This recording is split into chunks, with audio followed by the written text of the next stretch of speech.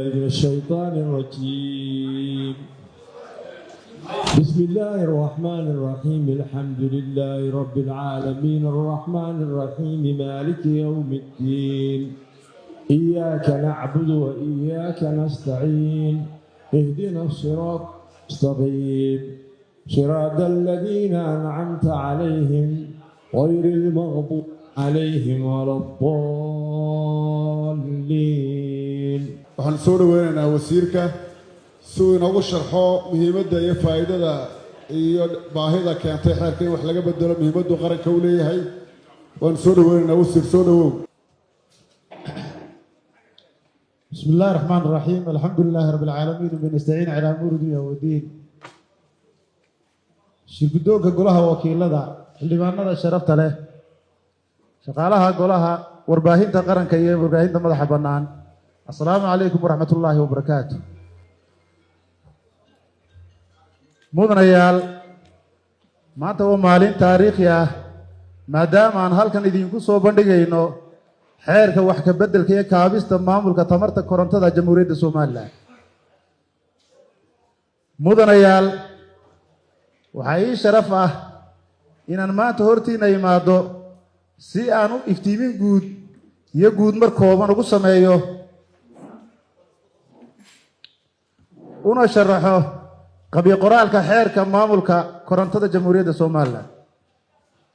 Xeerkan waxa uu bedelayaa xeerkii hore ee tamarta korontada ee xeer nambar 81/2018 ee golaha wakiiladu ansixiyey sanadkii 2018 si uu la jaan qaado xaaladda maanta ee farsamo, dhaqaale iyo bulsho, isla markaana uu dalka u diyaariyo mustaqbal ku dhisan kaabayaasha tamarta casriga ah iyo nidaam sharci oo la jaan qaadaya heerarka caalamiga ah ee ku dhisan tamarta casriga ah. Mudanayaal, Somaliland waxay ka mid tahay waddamada ugu qaalisan dhinaca tamarta korontada, taasoo ay sabab u tahay arrimo farsamo, sharci iyo dhaqaale u gaar ah dalkeenna. Dhanka kale, waxaynu ka mid nahay dalalka ugu qanisan tamarta cusboonaata, qorraxda joogtada ah, dabaylaha xooggan, biyaha, qaaca dhulka hoostiisa ama geothermalka, haydarjiinta cagaaran iyo mawjadaha badda oo intaba laga dhalin karo tamar cusboonaata. intaba waddankeenu qani buu ku yahay.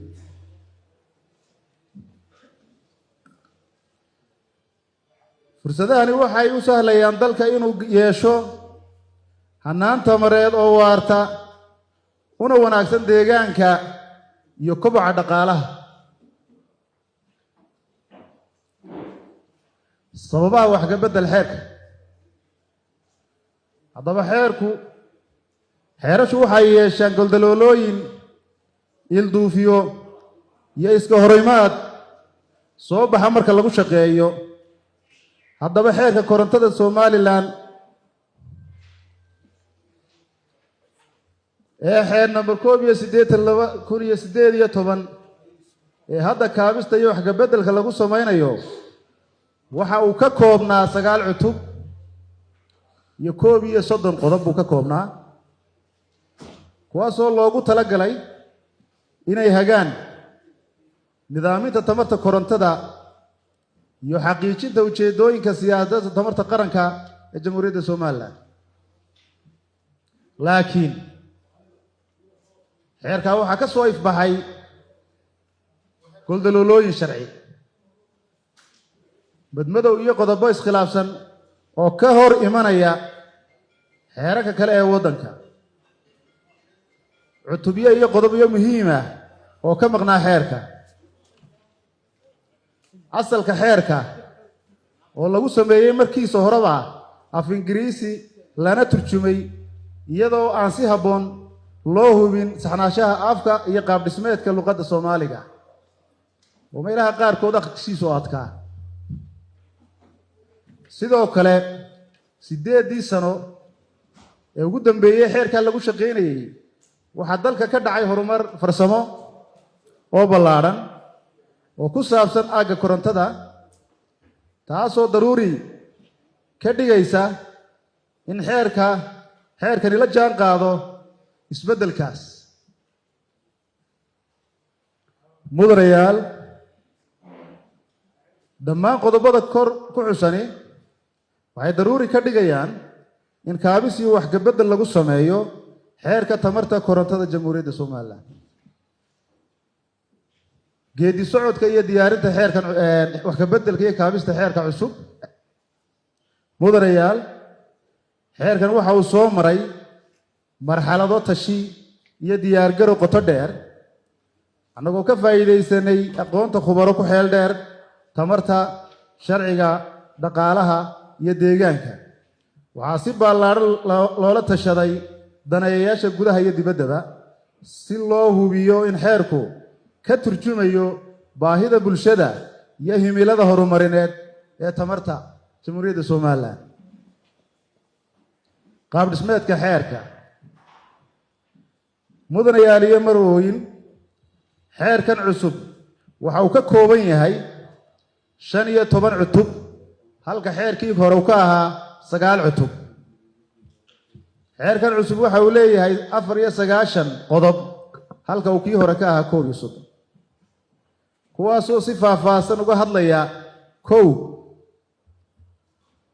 qodobada guud iyo eray bixinta, 2 doorka wasiirka iyo siyaasadda qaranka Jamhuuriyadda Somalilan ee tamarta, aasaasidda iyo qaab dhismeedka komishinka nidaaminta korontada,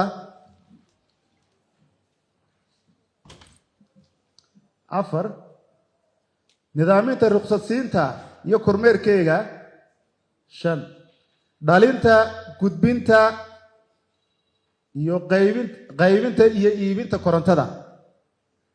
halkaa xeerkan wuxuu kala saarayaa korontadii marka hore isku xidhnayd, waxaana uu kala saarayaa 3 qaybood oo waaweyn oo liisamadoodana la waafajinayo. 1 waa dhalinta ama generationka korontada inay dhaliyaan ama shirkada dhaliyaan, in ay soo gudbiso shirkad kale, inay shirkadina qaybiso. 3daas uu kala saaraya waan xagga dambe ku faahfaahin doono. 6 qiimaynta tacriifadda iyo adeegga korontada. cutubkaasoo markii hore aan ku jirinna waa lagu soo daray. xuquuqda iyo waajibaadka macaamiisha.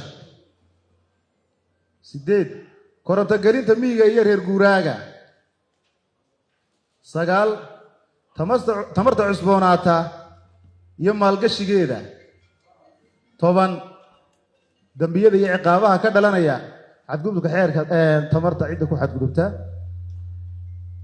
mudanayaal, waxyaabaha cusub ee lagu soo kordhiyey xeerkan waxaa ka mid ah in la aasaasay dhalinta, gudbinta iyo qaybinta korontada dalka.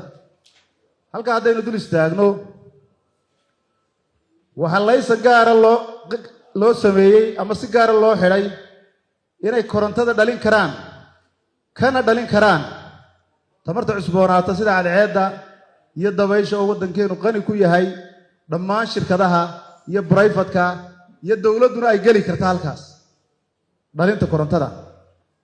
gudbinta ama transmissionka, xadhigga ka soo qaadaya dabdhalinta ee transmissionka ama national gridka ee tegaya gobol to gobol, taana ay dowladdu gaar u ahaato. yuu xeerku sheegayaa si cad ay dowladdu maamusho transmissionka ama gudbinta.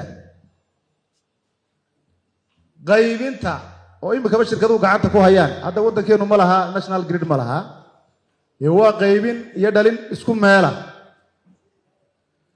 qaybinta oo imikaba shirkaduhu gaar gacanta ugu hayaan oo magaalooyinku aanay isku gudbin, taana brayfatka gacanta ku haynaya. markaa 3daasaa loo kala saaray.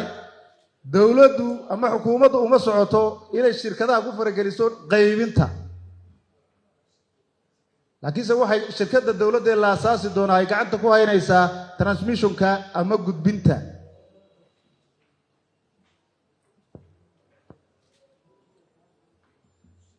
hannaanta jaangooyinka tacriifadda ayaa ku jiro lagu soo daray isagana markaa dowladdu waxay aasaasi doontaa shirkad ay dowladdu leedahay oo gudbinta gacanta ku haynaysa mustaqbalkana dhalinta ka qaybgeli doonta laakiinse aan qaybinta ku faragelinayn ganacsatada si wixii loo wada maamulo.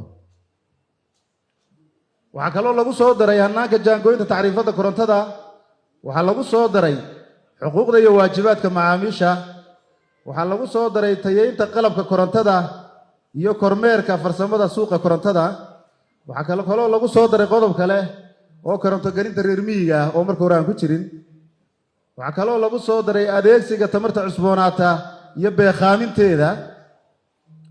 intaa waxaa dheer oo lagu soo daray qodobo kaloo la xidhiidha maalgashiga iyo maalgelinta tamarta korontada oo muwaadiniinta iyo jaanibku ay maalgashan karaan.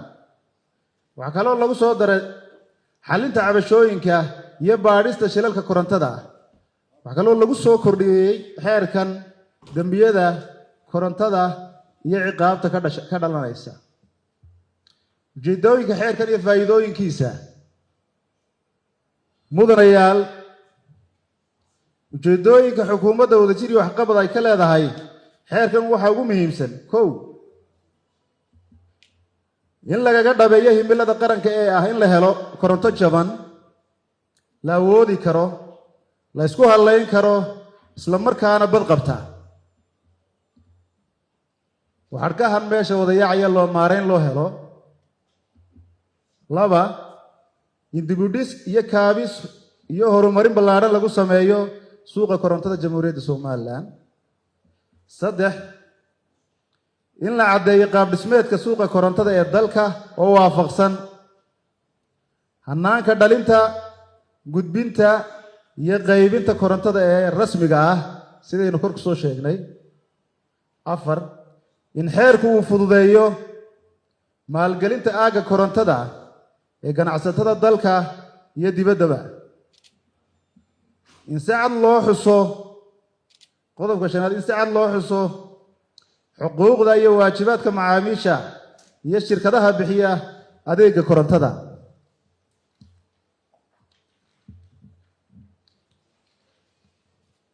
qodobka 6, in si cad loo qeexo xilalka iyo mas-uuliyadda xafiisyada dowladda ee ku howlan tamarta korontada sida wasaaradda tamarta iyo macdanta, komishanka nidaaminta qaranka iyo shirkadda ay dowladdu aasaasaysa ee korontada oo koraan ku soo sheegay shaqooyinkeega.